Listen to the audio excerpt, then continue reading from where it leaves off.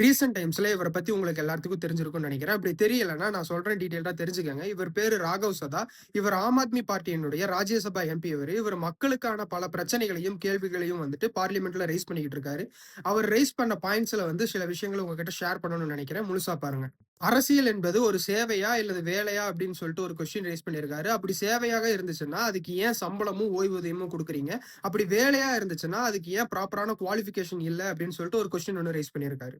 இப்ப இருக்கிற காலகட்டத்துல ரூ. 350க்கு அன்லிமிட்டட் ரீசார்ஜ் திட்டம் இருக்கும்போது, எம்.எல்.ஏக்களுக்கு எதுக்கு ரூ. 9,000 வந்து மொபைல் எக்ஸ்பென்சஸ் அப்படின்னு வந்துட்டு ஒரு கொஸ்டின் ரைஸ் பண்ணியிருக்காரு. இது வந்து மக்களோட வரி பணத்த வந்துட்டு வீணாக்கக்கூடிய ஒரு விஷயமா அமையுதுன்னும் சொல்லியிருக்காரு. அரசியல்வாதிகளுக்கு மட்டும் ஏன் டோல்கேட்ல சுங்க கட்டணம் இல்ல அப்படின்னு ஒரு கொஸ்டின் ரைஸ் பண்ணியிருக்காரு. அமைச்சர்கள், நீதிபதிகள், அப்புறம் போலீஸ் ஆபீசர்ஸ் எல்லாம் வந்துட்டு கை நிறைய சம்பளம் வாங்குறாங்க. அவங்க வரி கட்ட தேவையில்ல. ஆனா சாதாரண மக்கள் வந்து சுங்க வரி கட்ட வேண்டியதா இருக்கு. இது சலுகைகள் என்பது வந்துட்டு சாதாரண மக்களுக்கா இல்ல தலைவர்களுக்கா அப்படின்னு சொல்லிட்டு ஒரு கொஸ்டின் ரைஸ் பண்ணியிருந்திருக்காரு.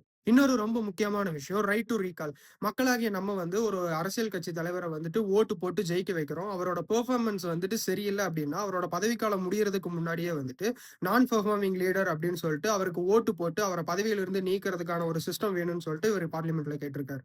இன்னொரு விஷயம் ஃபிங்கர் பிரிண்ட். நம்ம பென்ஷன் பணம் எடுக்கிறதுக்கு, அப்படி இல்லன்னா ரேஷன் கடையில பொருள் வாங்குறதுக்கெல்லாம் நம்ம ஃபிங்கர் பிரிண்ட் யூஸ் பண்றோம். ஆனா ஓட்டு போடுற இடத்துல ஏன் ஃபிங்கர் பிரிண்ட் யூஸ் பண்ண மாட்றோம் அப்படின்னு சொல்லிட்டு ஒரு கொஸ்டின் ரைஸ் பண்ணியிருந்திருக்காரு.